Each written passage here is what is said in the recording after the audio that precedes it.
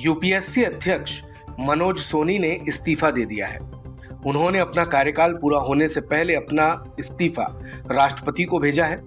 मनोज सोनी का कार्यकाल 2029 में समाप्त होने वाला था।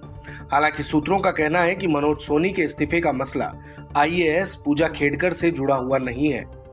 कार्मिक और प्रशिक्षण विभाग डीओपीटी के सूत्र के अनुसार उनका इस्तीफा अभी स्वीकार नहीं किया गया है। पिछले कुछ समय में यूपीएससी परीक्षा में चयनित कई सारे आईएएस और अभ्यर्थी संदेह के घेरे में हैं और इसी बीच मनोज सोनी का इस्तीफा आना और वो भी समय से 5 साल पहले ही अपने आप में बेहद गंभीर है। हालांकि मनोज सोनी का कहना है कि उन्होंने निजी कारणों के चलते अपना इस्तीफा दिया है। चलिए अब आपको बताते हैं कि मनोज सोनी कौन है और उनके इस्तीफे के बाद इतना हंगामा क्यों बरपा है। तो दरअसल मनोज सोनी ने साल 2017 में ही यूपीएससी में बतौर सदस्य ज्वाइन किया था। 16 मई 2023 को उन्हें यूनियन पब्लिक सर्विस कमीशन का अध्यक्ष बनाया गया। सूत्रों के अनुसार उन्होंने अपना इस्तीफा बहुत पहले सौंप दिया था। प्रशिक्षु आईएएस अधिकारी पूजा खेडकर के खिलाफ आरोपों के बाद यूपीएससी विवादों में गिर गया, जिन्होंने कथित तौर पर सिविल सेवा में प्रवेश पाने के लिए पहचान पत्रों में जालसाजी की थी। यूपीएससी में शामिल होने से पहले डॉक्टर सोनी ने कुलपति के रूप में 3 कार्यकाल पूरे किए।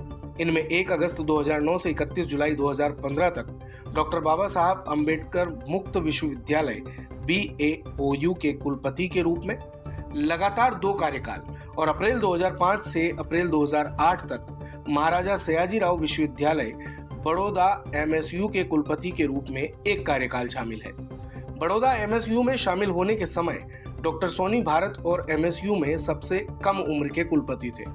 डॉक्टर सोनी ने उच्च शिक्षा और लोक प्रशासन के कई संस्थानों के बोर्ड ऑफ गवर्नर्स में काम किया है। वो गुजरात विधानमंडल के एक अधिनियम द्वारा गठित अर्धन्यायिक निकाय के सदस्य भी थे, जो गुजरात में गैर सहायता प्राप्त पेशेवर संस्थानों की फीस संरचना को नियंत्रित करता है। इसके अलावा एक बड़ा सवाल ये भी है कि गृह मंत्री अमित शाह और पीएम मोदी से नजदीकियों के चलते उन्हें ये पद मिला था, जिसके बाद उनका इस्तीफा देना बेहद मायने रखता है। ये वही मनोज सोनी है जिनकी नियुक्ति पर भी कांग्रेस नेता राहुल गांधी ने उस समय विरोध जताया था। आधिकारिक सूत्रों की माने तो मई 2029 में अपने कार्यकाल की समाप्ति से पहले निजी कारणों का हवाला देते हुए सोनी ने अपना इस्तीफा दिया है। इस बीच कांग्रेस महासचिव और संचार प्रभारी जयराम रमेश ने कहा कि 2014 से सभी संवैधानिक निकायों की पवित्रता और स्वायत्तता को बहुत नुकसान पहुंचा है। मोदी 2017 में गुजरात से अपने पसंदीदा शिक्षाविदों में से एक को यूपीएससी सदस्य के रूप में लाए और उन्हें 6 साल के कार्यकाल के लिए 2023 में अध्यक्ष बनाया। लेकिन इस तथाकथित प्रतिष्ठित सज्जन ने अब अपने कार्यकाल की समाप्ति से 5 बरस पहले ही इस्तीफा दे दिया है। जो भी कारण दिए जा सकते हैं, लेकिन ये स्पष्ट प्रतीत होता है कि यूपीएससी से जुड़े मौजूदा विवाद को देखते हुए उन्हें बाहर करना पड़ा। स्पेशल डेस्क से भारत कवरेज की रिपोर्ट। दिन भर की सारी अपडेट्स के लिए सब्सक्राइब करें भारत कवरेज को और हाँ, बेल आइकन दबाना ना भूलें ताकि आप रहे अपडेटेड हमेशा।